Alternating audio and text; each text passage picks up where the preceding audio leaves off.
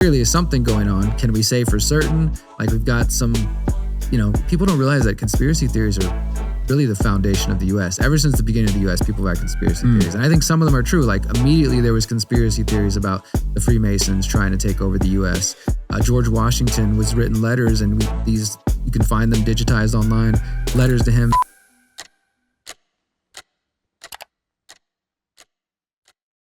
Okay, guys, got a guest here from Mexico today doing really impactful work. Derrick, thanks for coming on, man. Thanks for having me on, brother. Yeah, Appreciate it. It's going to be a fun week with Bitcoin conference. Yeah, I was there yesterday. It's I have my feelings on that. I was saying to you, like, I'm there to do media. I'm always trying to interview people, and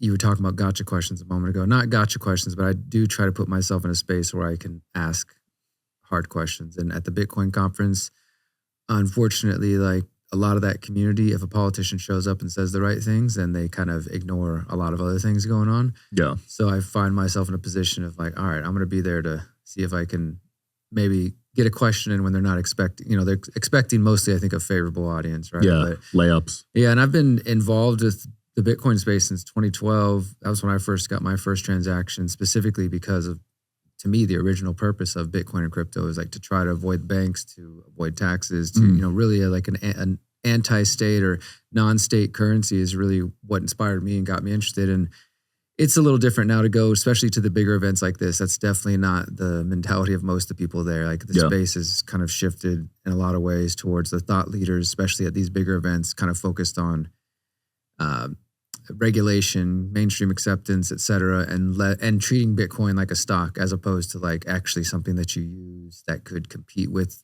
the dollar or, any other government currency, which is what originally got me excited about it. So I come with like, been involved in the space for a long time, but definitely skeptical about some of the ways it's headed. Yeah, the crypto space has changed a lot. Yeah, you probably couldn't even recognize any of the speakers from 10 years ago. Now it's all these celebrities and politicians. Yeah, that is an interesting aspect. Again, like, I mean, there's, of course, celebrities and other people are always going to try to make a quick buck. Not to say all of them are in that space, but I mean, we could list off a number of projects in the crypto space over the last few years, including Trump coin, Melania coin, et cetera, that largely just seem to be pump and dumps, that people capitalizing on the fact that they have an audience and like, hey, I'm going to launch a crypto, launch an NFT, has no purpose, has no real value. It's just like attach your name to this project and, more power to do whatever you want. But I think that's diluted the space again. So people who maybe originally were learning about it, like myself, coming out of the End the Fed movement, sort of Ron Paul movement, 2010, 2011, Occupy movement, this movements that were focused on like criticizing the economic system, the financial system. Bitcoin presented itself as like, oh, this might be the tool. It's non-government currency, it's decentralized, et cetera, all these different benefits and things that are important. They're not as, I think, it's not exactly what people may have believed. Like, for example, we learned pretty quickly that it wasn't anonymous like a lot of people thought in the beginning with Bitcoin. But nevertheless, it presented itself as like this alternative. So that's kind of the space that I was coming into it. I was already in a position where when I started waking up, like I stopped talking to certain government agencies. I stopped using banks in 2008 and made that like really important part of my life. So then when I discovered something like Bitcoin, it's like, oh, okay, here's a way I can sell my services. Well, I had a business I was doing. So I was like, okay, I'll start accepting Bitcoin as a business, right? Okay, maybe I can sell my shirts and my merch and stuff for Bitcoin. This got me really excited about the idea. And then over the years, I did 2 U.S. tours in 2017, 2018, sponsored by Roger Ver, who's now facing tax charges in the U.S. because of his Bitcoin-related stuff. But he sponsored 2 U.S. tours traveling around the country where my specific goal was every city to talk about decentralization, talk about sovereignty, and Bitcoin as part of that conversation, like trying to encourage adoption. Because to me, that was the key. It's like, if this is going to be something that can compete with the mainstream system, it's a cool idea. But if people can't use it anywhere, then they're like, okay, what am I supposed to do with this funny internet money? That was before it was worth $100,000 or whatever, right? But then it was just like, okay, so the idea is show people that it can actually work, encourage entrepreneurs to take it. I'd go to festivals, freedom festivals, crypto festivals, whatever, and on the local level too, and encourage people. If you're an artist or just a business owner, just start taking this thing called Bitcoin. So first you have to, what is Bitcoin? How does that even work? And then try to convince them to open up a wallet. But that was definitely my goal for a good period of time, where I really believed in that potential of that. And the tri-light from Therasage is no joke. Medical grade red and near infrared light with 3 frequencies per light, deep healing, real results, and totally portable. It's legit. Photo biomodulation tech in a flexible on-body panel. This is the tri-light from Therasage and it's next level red light therapy. It's got 118 high-powered polychromatic lights, each delivering 3 healing frequencies, red and near infrared from 580 to 980 nanometers. Optimal penetration, enhanced energy, skin rejuvenation, pain relief, better performance, quicker recovery, and so much more. Therasage has been leading the game for over 25 years, and this panel is FDA listed and USB powered. Ultra soft and flexible and ultra portable. On-body red light therapy I use daily and I take it everywhere I travel. This is the Thera O3 ozone module from Therasage. It's a portable ozone and negative ion therapy in one. It boosts oxygen, clears and sanitizes the air, and even helps your mood. It's a total game changer at home or on the go. This little device is the Thera O3 ozone module by Therasage, and it's one of my favorite wellness tools. In the sauna, it boosts ozone absorption through your skin up to 10 times, oxygenating your blood and supporting deep detox.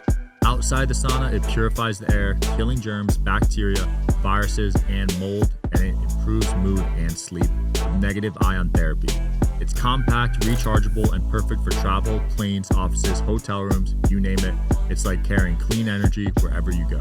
This is the Thera H2 Go from Therasage, the only bottle with molecular hydrogen structured water and red light in one. It hydrates, energizes, and detoxes water upgraded. The Thera H2 Go from Therasage isn't just a water bottle, it's next level hydration. It infuses your water with molecular hydrogen, one of the most powerful antioxidants out there. That means less oxidative stress, more energy, and faster recovery. But here's what makes it stand out. It's the only bottle that also structures your water and adds red light to supercharge it. It's sleek, portable, and honestly, I don't go anywhere without it.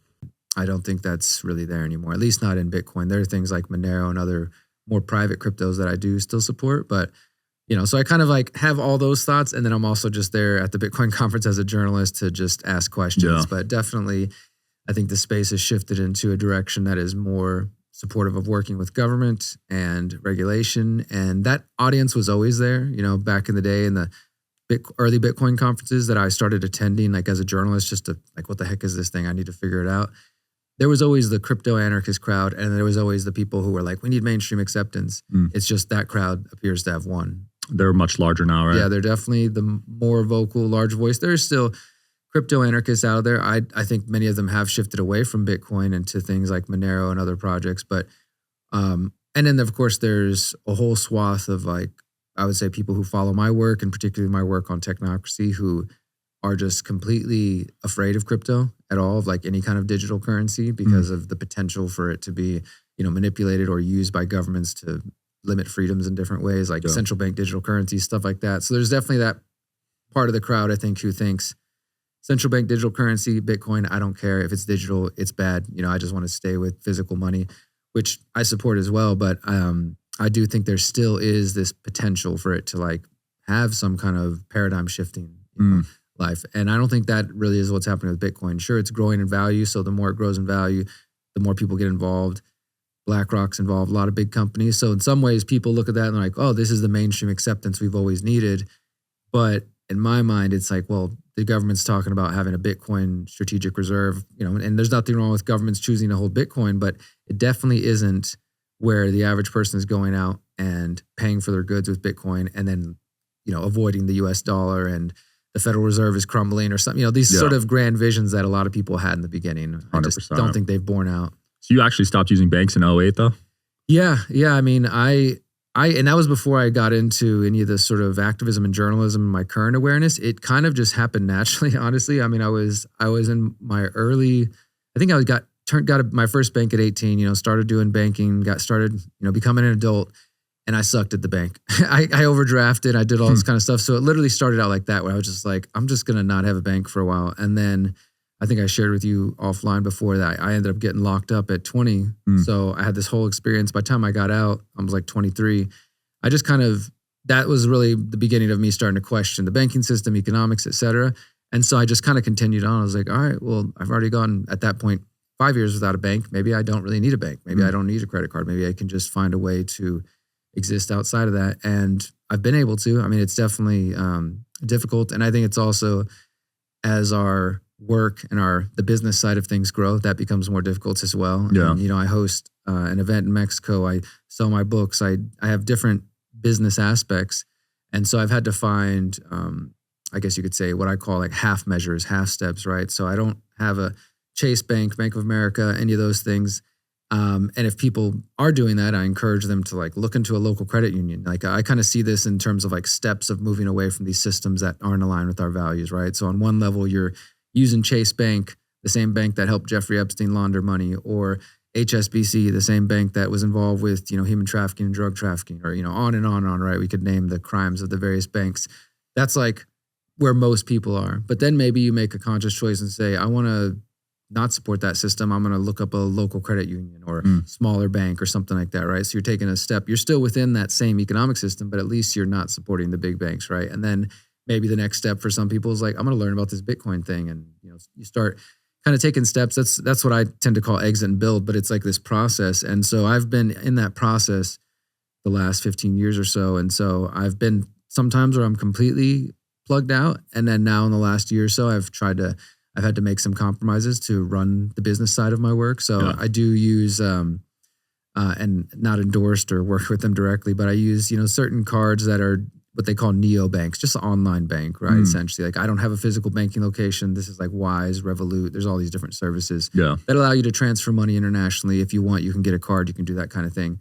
So again, technically still under that same operating system, but not using the traditional banks. That's been a compromise I've made the last couple of years. But for a good chunk of time, like I don't have a driver's license or a cell phone or and it's not any kind of like I'm a sovereign. I have this. It's just part of my life. I just kind of stopped. And again, it kind of came naturally because of my past. Like I ended up getting a felony. They suspended my driver's license and they wanted me to pay them like $15,000 to get it again. And I just like, you know what? I think I'm just done with that. And that doesn't mean I don't drive. It doesn't mean I don't communicate with people. I just sort of, do my own sort of thing. You don't have your real ID, bro? I don't have a real ID. I mean, that's the one thing people will be curious. I have a passport, right? And that's largely because I do travel internationally, whether it's coming home, going to Mexico and coming back to Texas or doing events in other places. Passport just keeps things convenient. But yeah, actually it's funny because I'm on a road trip right now. Part of it was to come here and connect with you, Bitcoin conference, and I'm going on tour for my music. But I got pulled over the other day and I got a ticket for not having a license in some small town in like nowhere, Texas, headed this way. So yeah, that still does happen occasionally. I guess I'll decide what I want to do. I'm probably never going back to that town again. So maybe. There's ways to talk out of that. I heard if you say you're a sovereign citizen or something. So I'll say I'm definitely skeptical of a lot of that crap because of my work and because of me talking about exit and build. People hear that, and I do in How to Opt Out of the Technocratic State talk about my own experiences. Here's how I got out of the banking system. Here's some steps to consider, things like that. And so people hear that and they're like, oh, well, you should check out these other systems, sovereign citizen, which many people say is an oxymoron in itself because citizen is kind of like a term of like citizen to the state. Right. But still, when people hear that, they know what we're talking about. There's other things like state nationals. And I've had a lot of people when I'm out doing public speaking come up to me and like, hey, you talk about exit and build, you talk about crypto, but have you heard of this system? And they always have like a manifesto and like, so I've got these like a stack of them at home and like it's a little book. This book tells you the real way to get out of this. And sometimes it's like you got to write your name in lowercase or you have to reclaim your birth certificate. And I'm just skeptical of all this stuff. I don't think that there's any like, while I try to live my life in that way, I don't think there's some super secret way out of the matrix, so to speak, right? That they created. And if you're just lucky enough to figure it out and you show them, look, I figured it out, then you're forever good. But that's what some people out there will try to claim. And a lot of those people have programs they try to sell to teach you how to do this thing. But at the end of the day, I mean, let's imagine even if that was true, like even if there is really some way, like, because I've gotten out of police interactions just by like standing on my rights, not necessarily talking shit or being rude, but just being like, hey, you don't have a right to mess with me, this and that, and being confident about it. And then, things turn out fine. And they're like, okay, you're right. I'm out of here. Have a nice day. You record them while you do it? I definitely used to do a lot more police recording. I mean, you can find some viral videos of stuff like that back in the day. It's not so much something I do now, although I do encourage people to stand on their rights anytime they get that opportunity. But that's different than being like Like one of the other things they'll do is they'll create their own license plates, right? And again, I Really? think there might be elements of this that could be true, but let's say it is true. Let's say there is some secret code out of the matrix, and if you make your own license plate and you put sovereign, and if you write your names in lowercase. I hope you guys are enjoying the show. Please don't forget to like and subscribe. It helps the show a lot with the algorithm. Thank you. Or whatever the different, solutions these people propose. The average cop on the street doesn't know shit about that, you know? I would argue the judge probably doesn't even know about that. Like if that's true, because people will point back to like, I can't remember what year, 18 something US code. I mean, I've seen these things a lot. And I think there again is some element of truth there. But even if that is accurate, the cop on the street is still going to be like, oh, I got one of those sovereign citizen people, these crazy guys. And, like you kind of open yourself up when you start making those arguments. I've had friends who've tried to go that route, I'm going to drive with my own license plate. I made my own license card. I'm not bound by your laws and this and that, which again, I think is true in one instance. And now a buddy is like fighting a lawsuit with the city in California because they think he's crazy. And now they're like coming after him extra hard because he was traveling.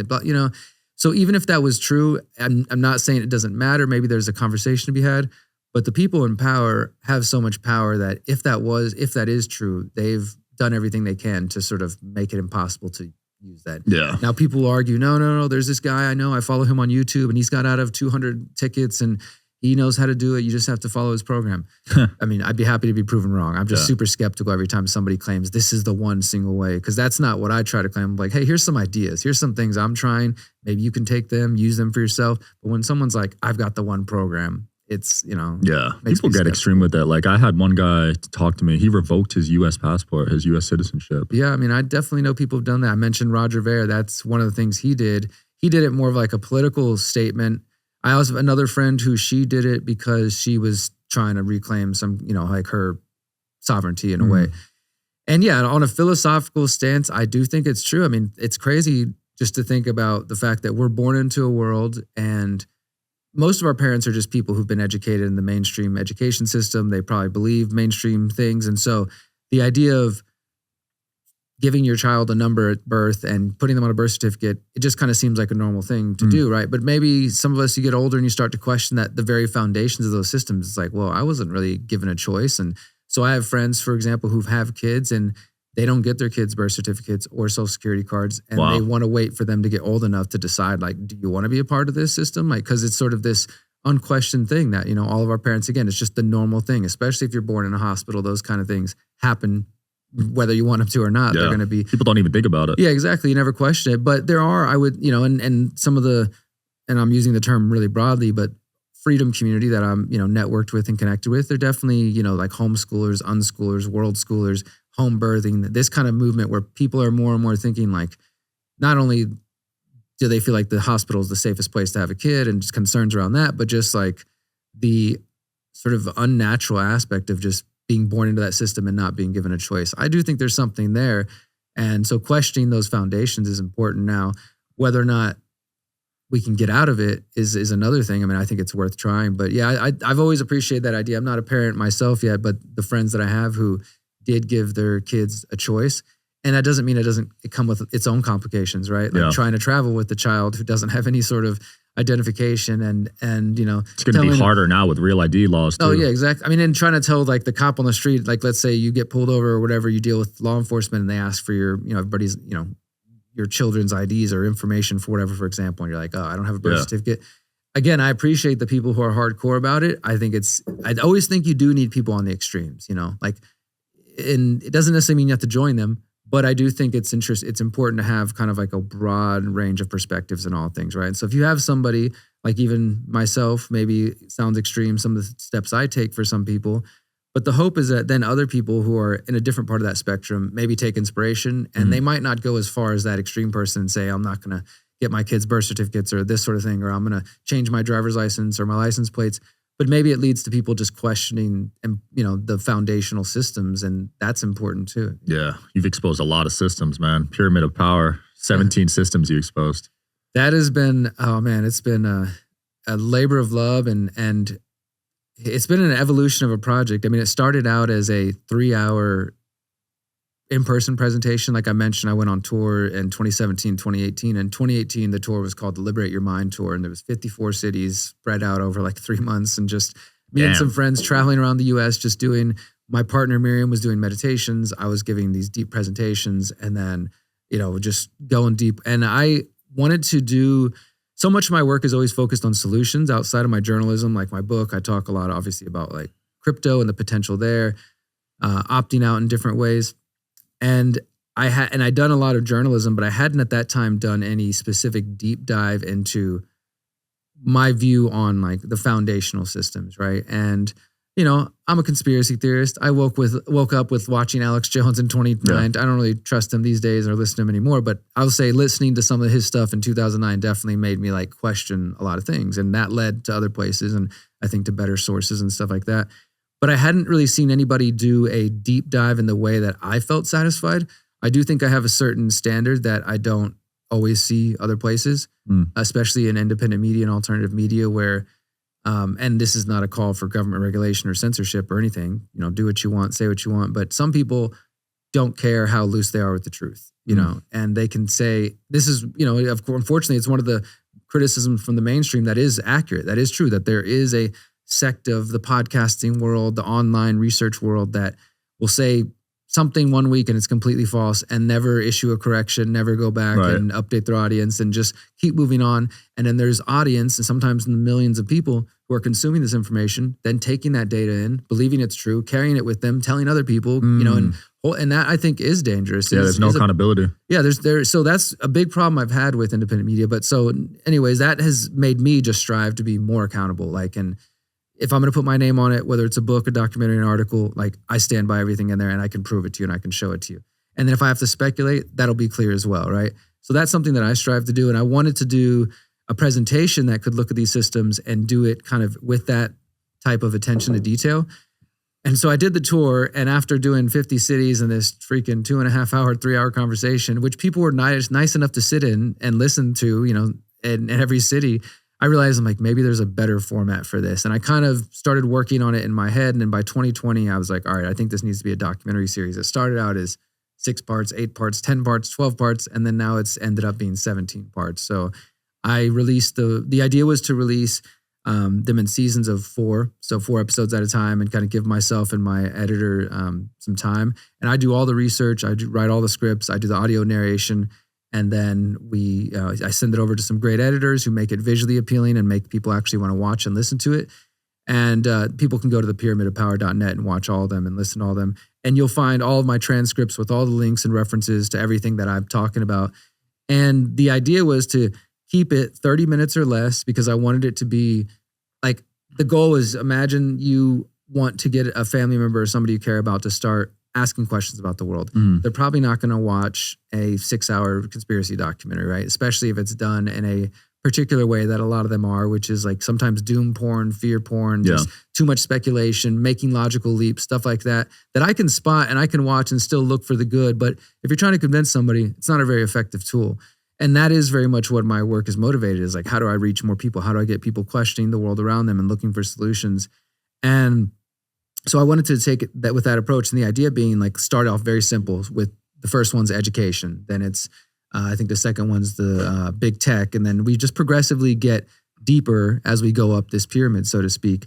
And it would be 30 minutes or less, taking all of the best books and documentaries that already exist out there, combining them with my own original research and presenting that, and then ending each episode with solutions. Like, hey, if you want to learn more, maybe check out these ideas. And then progressively getting deeper. And so you start with episode 1, I think it's 27 minutes. You could probably get a friend or a family member to sit down and watch a half-hour episode, right? And if they're interested, then maybe they click on the next one, which is also 30 minutes. And just to make it bingeable, so that ideally somebody can go from 1 through 17, and maybe by the end their entire paradigm is changed or shifted, or at the very least they have a lot more questions that they want to ask. And so we've been working on it since 2021. All 16 episodes are out now for free and will forever be available for free.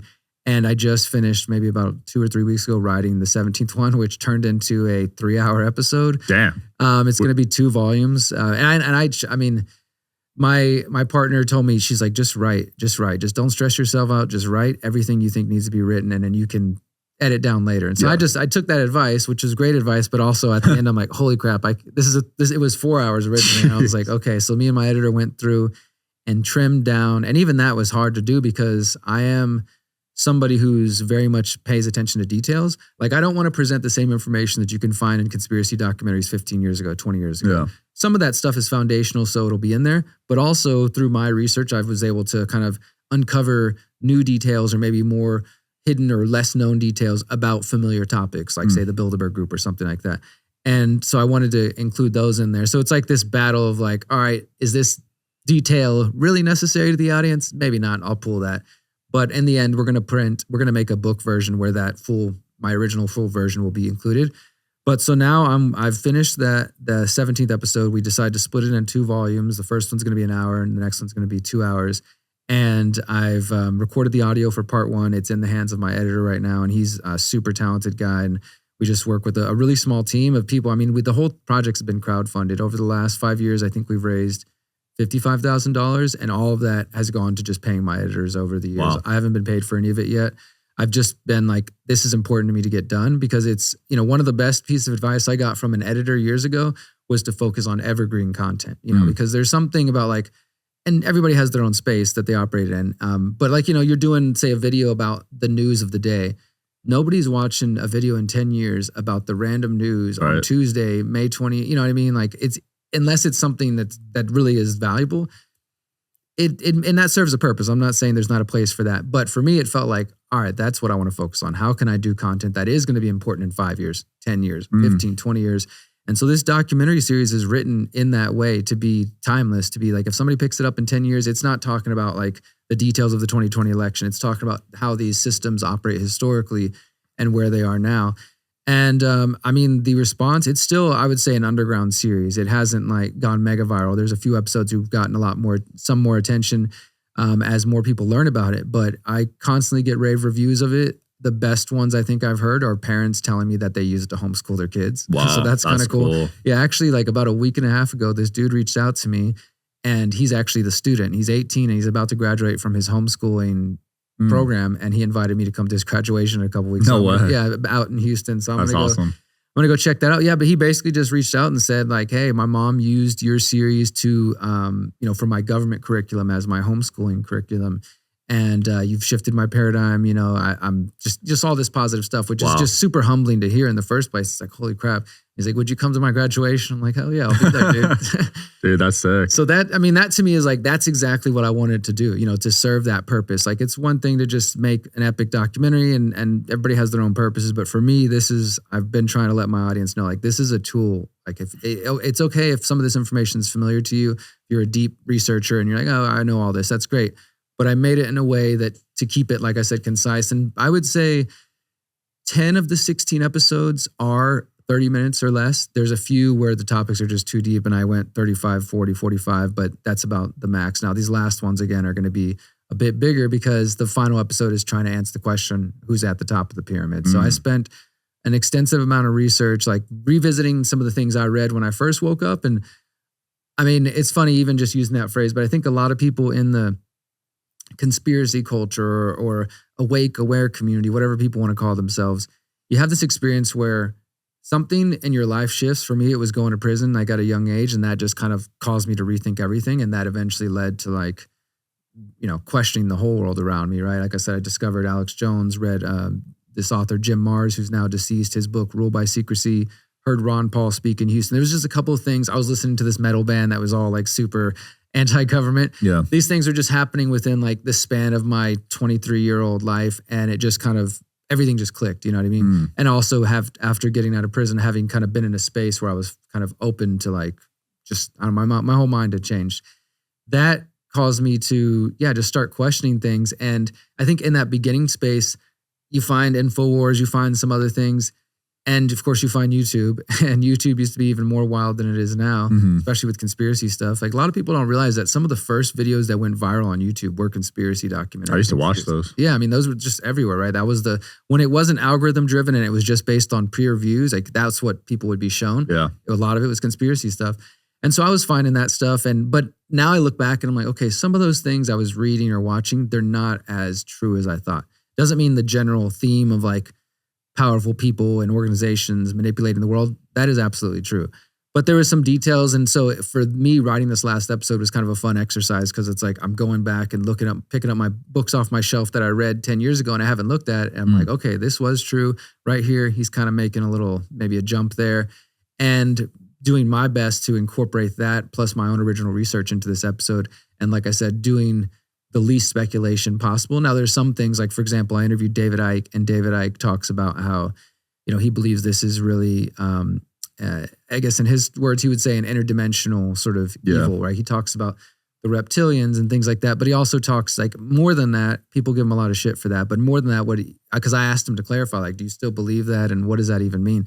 He believes it's more of like, it's a state of consciousness. Maybe you label that evil, you label it reptilian, label whatever, but he says like this state of consciousness possesses human beings and allows them to do evil things and stuff like that, right? So obviously, he doesn't got the documents to prove that, right? So there's some level of necessary speculation. But in that final episode, I interviewed everybody from David Icke, from James Corbett, G. Edward Griffin, who's been doing this for like 70 years. He was one of the original conspiracy researchers, and all these different people to provide their opinions. So I look at everything, all the controversial stuff, including like it's the Jews or it's the Zionists. So I've got somebody. That's a big one these days. Yeah, I mean that's like and I've got my suspicions about why that's becoming so popular. Not to say there isn't some level of truth to that, but it definitely seems like it's blown up on the internet where there's a lot of people, Hitler was a good guy, this sort of thing. That's become like more common. And I think that in itself is kind of a psyop. But so I interviewed people who said, yeah, it's the Jews, it's the Zionists, it's the Venetian black nobility, which is another one a lot of people aren't familiar with, the Committee of 300,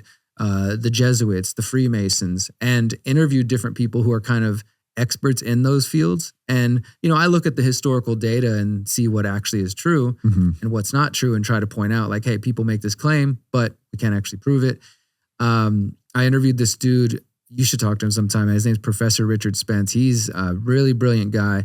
And the reason I love his work is because he does come from an academic background, but not in the sense of like some academics where, oh, that's conspiracy garbage and just turn their mind off. Like he has a very historical view and kind of forensic view of history that is open to conspiracies and secret societies. And the fact is, it's because it's true. I mean, you can look at the French Revolution, the American Revolution, the Russian Revolution, the Spanish Revolution, the annexation of Hawaii. I mean, there's so many different like major world events that involve secret societies to some degree or another. And much of this is acknowledged. It's not like a big secret. It's just you got to go look for the information. So he's taken an approach of like studying how secret societies impact history, and what is the truth and what's the lies. Yeah. So I got to interview him, and he has, I think, a very balanced kind of view of like there clearly is something going on. Can we say for certain? Like we've got some, people don't realize that conspiracy theories are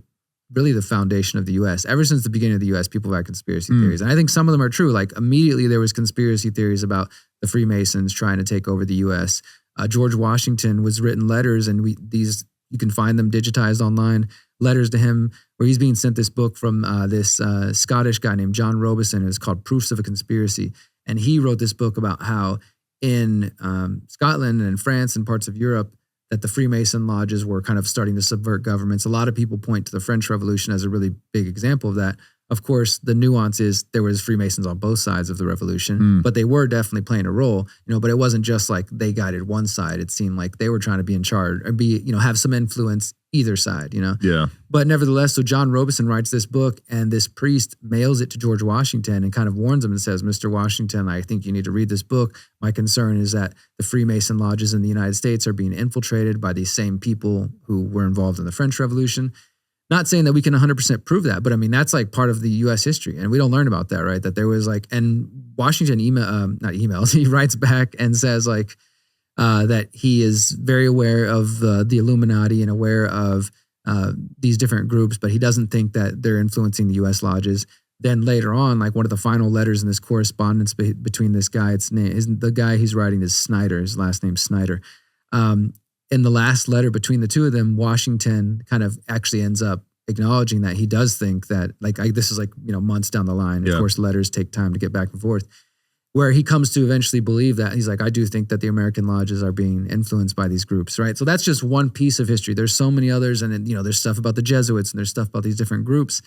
And I find that those are the most kind of common conspiracies that, if you get to the top of trying to name who's who, You're going to find people who say it's the Jews, it's the Jesuits and the Vatican, the Pope, that sort of thing. It's the Freemasons or the Rosicrucians, some, element of secret society. And there are levels of truth to all these things. Like, I don't think there's any way to 100% conclusively say, like, if we were to try to put those three groups in a hierarchy, I think it might shift throughout history, right? And they work together at times. They collaborate. They also appear to attack each other. There's definitely like been Freemasons and Jesuit kind of rivalry going on. The details could be murky. Now, of course, everybody hearing this who has a pet favorite theory of who's at top will call me a shill for not saying it's their specific group. They'll say, no, come on, man, it's clearly the Jews. And absolutely, there's a lot of influential Jewish people, banking, and all kinds of industries and sectors. There's no doubt without Zionism is something that has become unquestionable in a lot of circles. And I mean, you don't have many governments or many institutions like the state of Israel being able to get laws passed. For example, in the U.S. and Arkansas, there's like a bill that the politicians have to basically pledge loyalty to Israel, that they won't support boycott, divest, or sanction movements, right? You don't see that about any other country. So clearly there's some influence there, right? I mean, AIPAC has major influence. Like, so the people who point in that direction, they're not totally crazy.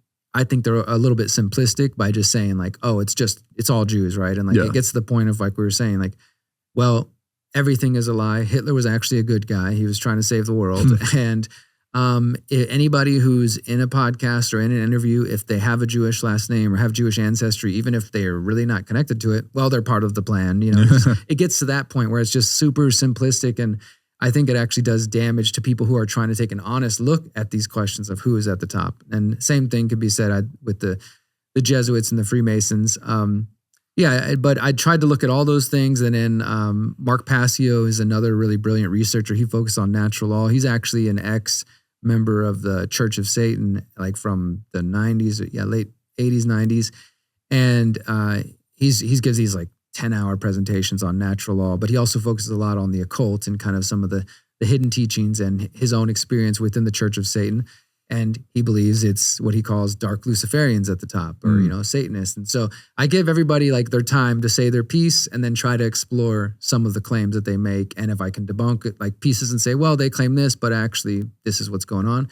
And if it's not clear, I just make it clear. We don't know, and then of course, in the end, I do draw some conclusions, but yeah, it turned into a 3-hour, 2-part documentary. Dude, I'm definitely going to watch that. That's cool. Yeah, I'm hoping. So the first part of that, volume 1, I believe so we're coming up to June here. So I would say by July it'll be out. And then we're pretty much just going to immediately jump to working on part 2, which will hopefully come out by August, September. And then once it's all done, I'm going to be collecting them all 17 episodes. And they're, like I said, they're already available for free, but we are going to make USB, so if people want to purchase those and have like the download file, plus we're going to include like for each, because every episode, as I mentioned, says if you want to learn more, watch these documentaries, read these books. We're going to have all the PDF files of all that material, all the references to like the police documents, like in the case of the Finders and some of these other cases where I have documentation. We're going to put those on USBs and sell those. We're probably going to make some DVDs for people who still want DVDs. Old school, huh? Yeah. And then I'm going to make it into a companion book and turn all the scripts for all 17 episodes into the Pyramid of Power book. So like I said, this is going to be kind of a project that I will be promoting for the rest of my life. I think this is just like the finishing. Now it's done. It'll be available forever for free if people want to buy their own copies. And then the other thing, cool, like I have so much information that I haven't released because, you interview somebody for a documentary, you might ask them a dozen questions. You're going to use 30 seconds to a minute to 2 minutes, maybe 3 minutes at most, right? Spread throughout episodes. And so there's a lot of people that I sat down with and asked a good amount of questions, and they're featured in the different episodes that are relevant there. But I've never released those full interviews. So like the DVDs, USB will have like, here's the full interview with G. Edward Griffin. Here's the background, and all that stuff. And then it'll have copies of the script. So I'm going to try to make it as just publicly available. That's just sort of how I roll with my work. My book's available to download for free. The documentaries are available for free. Like I want the information to be out there and for people to have access to it. And so it's been a labor of love, but now it's like, now that it's wrapping up, I feel like this is really just going to focus the move to the marketing, focusing on getting it out there in front of as many people as possible. Yeah. I love that, man. I want to ask about secret societies real quick because I'm fascinated with those. Do you think they're still as powerful as they used to be in modern day? I do think so. And I think it's a lot harder for us to tell. Maybe we'll know more, after the fact, hindsight. Because, for example, a lot of the books and things that we're reading about and referencing now are, were written 200 years ago, like Proofs of a Conspiracy is one, Engineer Core of Hell. I'm just going to throw out some books that I've been reading recently.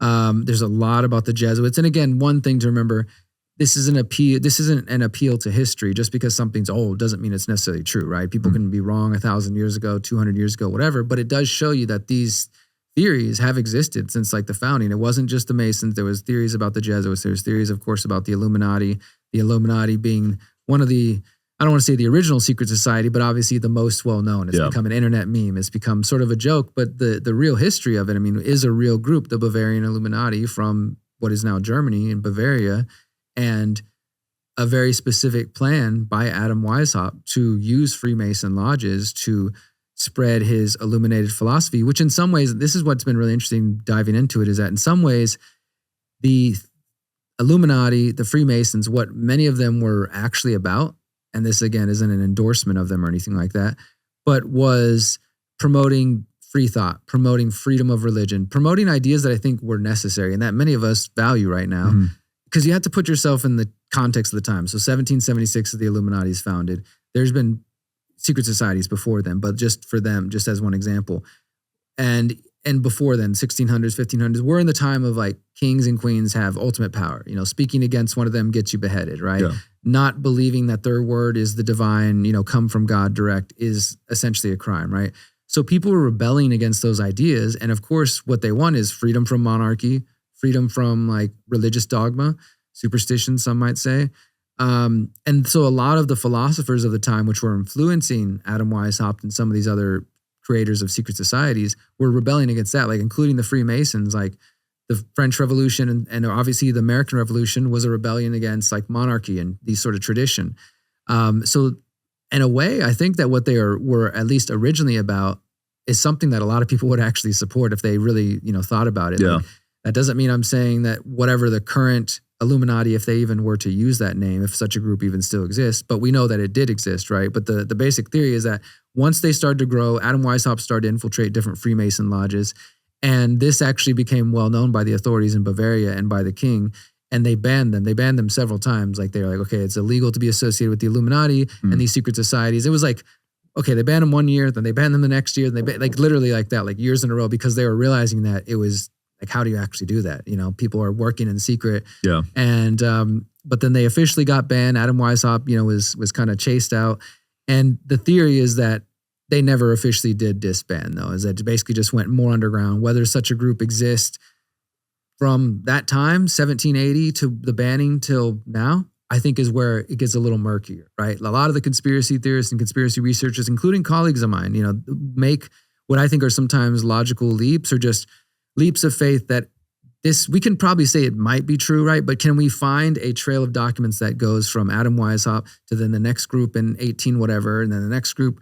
That doesn't exist. Like a lot of people claim that's what the Freemasons are, and that the Freemasons, that basically Weishaupt plan worked, that he went underground and continued to influence and use the Freemason lodges, because the Freemason lodges have been around since, depending on your source and different people's claims, 1600s or so. Wow. And his goal was to they basically said, look, they've already got all this infrastructure. They've got lodges all over the country, all over the world. Let's go underground. Let's start joining them and then influencing them with our illuminated ideas. And then with time, we'll take over. And that was kind of the plan. So some people believe that he succeeded. And so the modern Freemasons are the Illuminati. You got theories about that. I don't know if we can say for certain. And I do think that there are a fair amount of Freemasons and others who are just look at it as what it's promoted as, a fraternity, a club, people get together, you know, it's like, they're like, so they hear these kind of theories and like, what are you talking about, man? I go there to the lodge every Sunday and we sit around and, you know, play cards or whatever. Like there's no world domination here. And that may very well be true, but these lodges also have a lot of influence and power. And if you read some of the original writings, the Anderson Constitution, if you read Morals and Dogma by Albert Pike, who was he's a 32nd degree Mason in the Scottish Lodge. Like Morals and Dogma is a massive book, but and it's a lot to read. And I haven't read the whole thing, but I've consumed quite a bit of it. And there's some famous quotes you'll see online. If people look up Albert Pike, he was pretty open about some of the goals of at least his particular brand of Freemasonry. Again, like people need to understand that Freemasonry, just like a religion, is filled with different sects of divisions and like philosophical debates, right? So you can't just say Freemasonry and throw the blanket over every type of Freemasonry in the world. There's Oriental Freemasonry, there's Scottish Rite Freemasonry, and even within that, you've got further breakdowns, and you have Freemason leaders who write their own books and their interpretations and this and that, right? So I think it is an oversimplification to kind of say that there's like one Freemason voice, right? Yeah. So that's one thing that's important to know. But yes, there have been some Freemasons who seem to advocate for things like Adam Weishaupt was talking about, like using the Freemason lodges as a way to influence politics, to influence the world around them. Of course, they would argue for the betterment of society, but that's debatable, right? The point is, though, that absolutely secret groups have influenced these revolutions I mentioned. Like the one that I include in the Pyramid of Power that I haven't seen anywhere else is the annexation of Hawaii, which is really interesting. Of course, it's like part of the colonial project. You've got the Americans and other nations there in Hawaii trying to claim it to their own. Of course, you've got the indigenous people of Hawaii, including the Queen, who are there. And basically what was called the Committee of Safety, which is made up of, I think, 3/4 of the members, if I remember correctly, maybe more. But I found data for sure on 3/4 of their members were all connected to different Freemason lodges. Now, it's just about how you interpret that. Does that mean the Freemasons sat together in a room and plotted to take Hawaii? Or was it just coincidence that there's a lot of Freemasons there, they're in influential positions, and they make this decision to annex Hawaii? That's debatable, but what's not debatable is it absolutely was a conspiracy in the truest sense of it. Like these men got together, they called themselves the Committee of Safety. One thing is none of them are Hawaiian. So these are like foreigners just plotting like what's going to happen, and the indigenous people have no, voice. So it's not a surprise. It's kind of a pattern we've seen throughout history. But this Committee of Safety made up of Freemasons gets together and starts plotting to do a coup. And so they work with some armed contractors. They basically storm the Queen's palace, and it's like a bloodless, coup. Nobody gets killed or anything. And the Queen just kind of realizes she's got no way to fight, so she kind of cedes the power to them. And then this group kind of becomes the next interim government of Hawaii. And then within like 2 years, the U.S. annexes Hawaii and it becomes a state of the United States. And that was the plan of the Committee of Safety the whole time, right? So that's a conspiracy that exists involving members of various Freemason lodges to make a pretty important geopolitical move to make Hawaii become part of the U.S. And afterwards, I found a quote from the Queen where she, said specifically, she's like, not one Hawaiian person, either of like indigenous ancestry or of mixed ancestry, because by then, the Americans and Hawaiians were mixing, had a voice in this at all. Like it was completely planned by foreigners, disconnected. Wow. But, things like that happen. But yeah, so there's examples like that where clearly the, secret societies had some role in that and had some planning. And as far as like your question about do they still have power, look at things like the Bohemian Grove, the Bohemian Club. They still meet every year in the Redwoods in California. There was a little, Saul story last year. I mean, it didn't get much attention, but ProPublica, they did some reporting on, people were looking at the Supreme Court justices and what kind of influence they've had. Well, Clarence Thomas has actually been, there was some articles about like, well, he received money from this billionaire. And of course, that's maybe an interesting story. But the other piece that they kind of glossed over was he met with the billionaire at Bohemian Grove. Like, so the Supreme Court justice is hanging out in Bohemian Grove. And for those, I mean, I know people have heard about it again over the years because of Alex Jones, maybe seen his old video from back in the day, like this grainy video of showing the sort of giant owl. And they have this like baby effigy that they bring out. And, it's a whole ritual. But there's actually much better footage, and I included it in chapter 16 of the Pyramid of Power, which is focused on religion and secret societies. There's some footage that came out last year. There's this train hopper dude who has he's an anonymous train hopper. I saw that video. You saw what I'm talking about? Yeah. So he snuck in. He actually snuck in like 2 or 3 times to Bohemian Grove. But him and some of his guys snuck in there while the ritual is actually happening. And this is they're like up on the hill. And you can see these guys just marching. I mean, they're in like red hoods. Some of them are in black hoods, and they got like lanterns, and they're singing songs. Of course, they claim it's just like, grown men going to the woods, just having fun, having a play. But I don't know, man. It seems really weird. That's not really the kind of thing I would imagine that friends just get together and do. There definitely seems to be some more symbolic elements to that. And of course, people point out the historical symbolism of the owl. Some people have tried to say that it's the god Moloch, but Moloch was never represented as an owl. It seems, based on what I've read in some of the original exposés of Bohemian Grove, that those rituals are kind of based on Druidism. Now, depending on your perspective, is that evil? Is that satanic? I don't know. I mean, maybe it's just different. This is a point I was going to make earlier, is I noticed that some people in the conspiracy circles, when they're researching the Freemasons and the Illuminati, like I was saying earlier, most of the original ideas are about liberty, individual liberty, freedom of speech, freedom of thought, freedom from monarchy, freedom of religion. I can get behind that for sure, right? But if you're a religious person, the idea of telling people that maybe the churches shouldn't control every aspect of our life, then that might sound satanic. It sounds evil, right? It sounds bad. So I think that there's a portion of the conspiracy research community that does come from a religious background, and I'm not, that's their freedom, that's their right to do so.